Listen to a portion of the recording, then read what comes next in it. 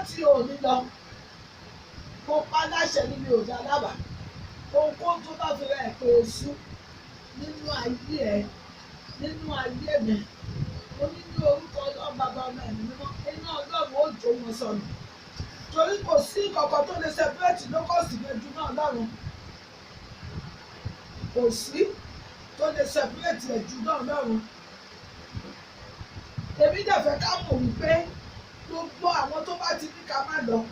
àwọn ní òní kúrò lójú kan lórúkọ Jésù wọn ò ní lọ torí pé wọn ò níbi tí wọ́n ń lọ ọ̀rọ̀ àpáàdì náà máa parí ayé wọn sí àwa níbi tá à ń lọ a ní ilé tá a fẹ́ dé sí wọ́n dẹ̀ kọ́ ní olúkúlùkù lọ́wọ́ bí olúkúlùkù ṣe ń ṣe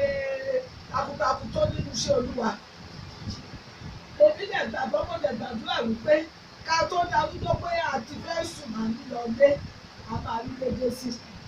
You see, God sent us to this world to prepare us for eternity. Ó ti mọ̀ pé a gbọ́dọ̀ rìnrìn àjò kan ká tó padà wá sílé. Nínú ìrìn àjò yìí ló wà, nínú ìrìn àjò yìí ló wà. Nínú ebi apààyàn, òǹgbẹ àgbẹ̀yàn, ohun gbogbo ó dáa.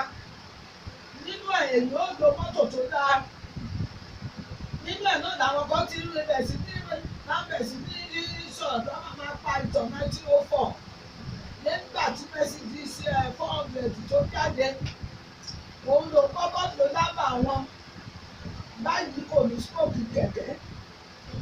iṣẹ́ àwọn èṣù nìyẹn locust is a destroyer tó bá ti débi kan báyìí gbogbo ẹgbẹ́ tó gbé ibẹ̀ á dẹ̀ jẹ gbogbo ẹ̀ pátápátá ẹ dáwọ́ àwọn ìgbà tí àwọn ọmọ Ísírẹ́lì fẹ́ jáde ẹ̀gbọ́n tí Ọlọ́run wí fún Mósè ni ó ní kó sọ fún Fáráò wípé tí ò bá ti jẹ́ kí àwọn ènìyàn òun ó jáde o ó ní òun Olúwa ó rán èṣù ó ní òun ó rán sí ilẹ̀ rẹ̀ tó ti mọ̀ pé kí ló jẹ gbogbo ìbọn tí wọ́n ní pátápátá ó ní òun ó rán sí ilẹ̀ rẹ̀ Exodus chapter 10 verse 4 tí Ọlọ́run bá lè rán èṣù sí ilẹ̀ Fáráò tó jẹ́ ọ̀tá ọmọ Ísírẹ́lì adófinrẹ̀ pé Fáráò tó lóògùn ìjẹ́ kalẹ̀ tó ní rọ́ṣíàì náà ni o gbogbo oṣù kẹta tún nìdí àìlò tí àdúrà tẹ̀yìn ń gbà kọlù wá sí ìmúṣẹ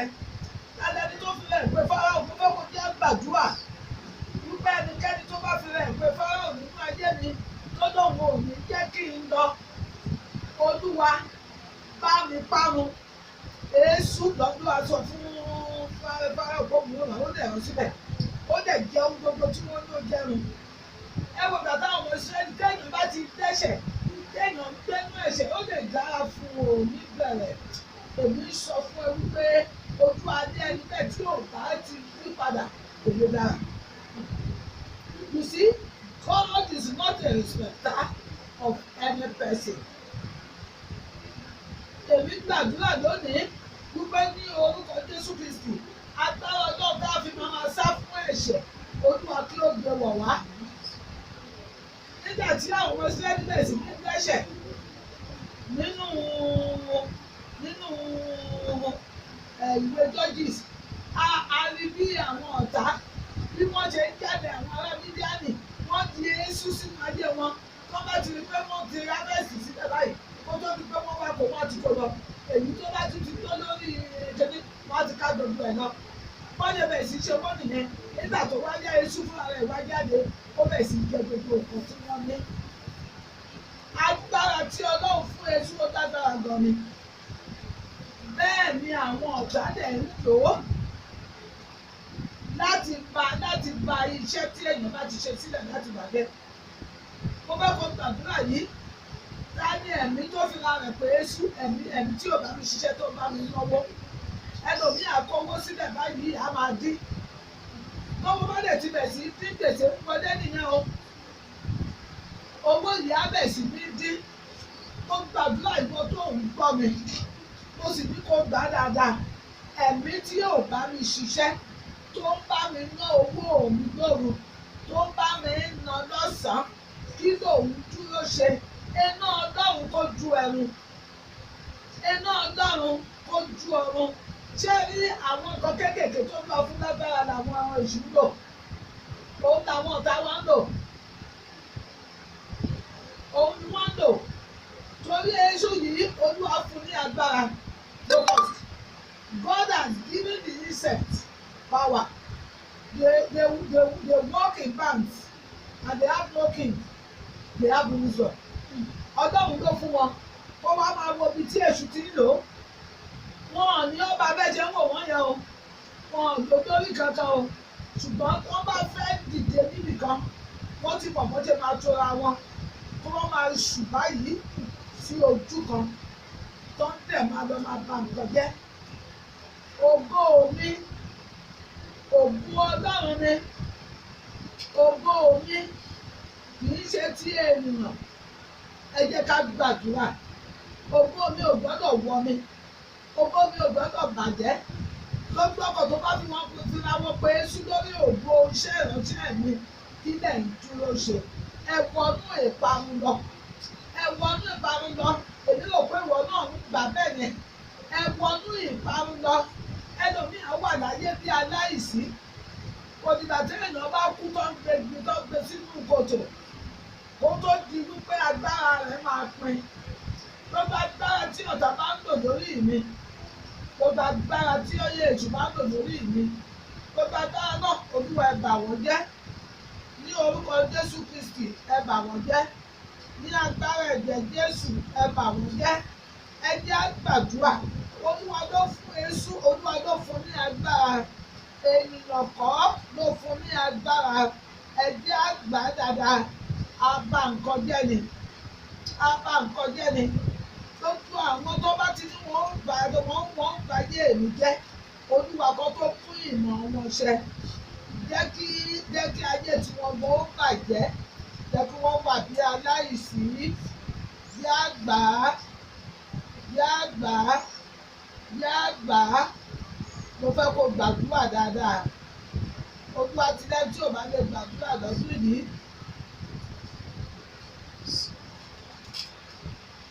Onírú ẹni bẹ́ẹ̀ ọ̀lẹ́ ni ẹjẹ́ àgbà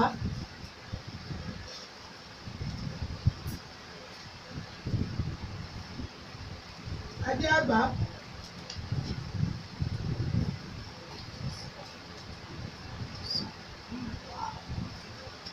ẹjẹ́ àgbà gbogbo ohun tó bá ti jẹ́ wípé ọ̀tá fi ń bà mí láyé jẹ́ ẹ jẹ́ gbàdúrà sí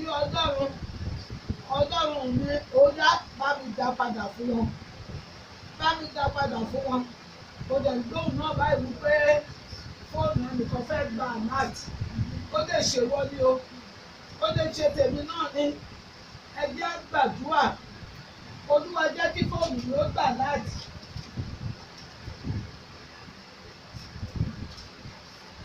Olúwa jẹ́ kí fóònù mi ó gbà láti. Ohun tí ó dára láti òkè wá Olúwa jẹ́ kó wọnú fóònù mi báyìí ìrè tí mo ti ń béèrè Ọlọ́run jẹ́ kó tẹ̀ mí lọ́wọ́ jẹ́ kó tẹ̀ mí lọ́wọ́ jẹ́ kó tẹ̀ mí lọ́wọ́ ẹ jẹ́ á gbàdúrà dáadáa jẹ́ á gbàdúrà dáadáa ẹ jẹ́ á gbàdúrà dáadáa Ọlọ́run alágbára gbogbo tí mo fẹ́ jẹ́ kó tẹ̀ mí lọ́wọ́ ibi tí mo ṣe sí lẹ́yìn ìgbà láti àánú tó jẹ́ wípé máa mú mi dúró Olúwa gbé pàdé mi Olúwa gbé pàdé mi Ọlọ́run gbé pàdé mi mo fẹ́ kó gbà tó bá ní fóònù ẹ̀ kó mú fóònù ẹ̀ dání mú fóònù ẹ̀ dání.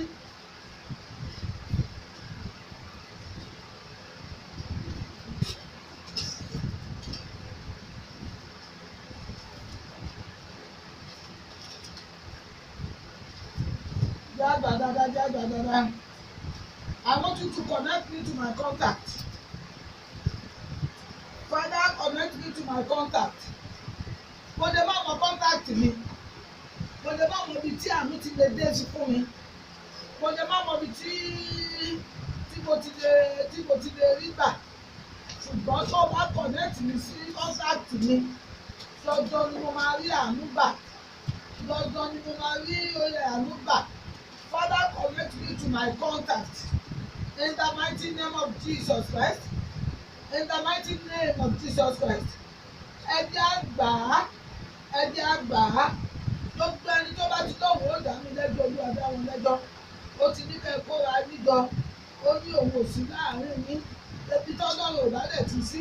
ẹ ti mọ̀ pé èṣù ló wà ńbẹ̀. Ìyẹn fi hàn mí pé èṣù ló wà láàrin yín. Òwe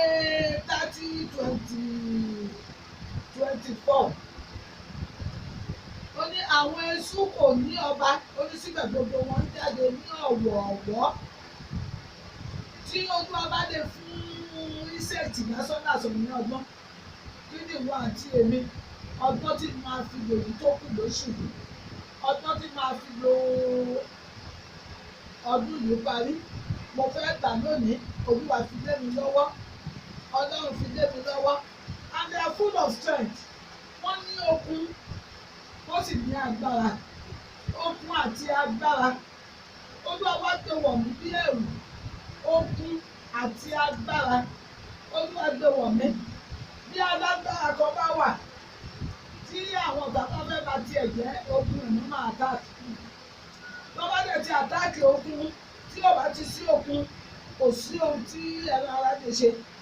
Olúwa fún mi lókun, fún mi ní agbára, fún mi lókun, fún mi ní agbára. Tábà wọ̀wé Revelation 9 from verse 3. Locusts came out from the flame upon the earth. Tábà mú láti verse 1, Revelation 9 from verse 1. Àrí wípé áńgẹ́lì tí ó jáde, it came from the bottomless pit.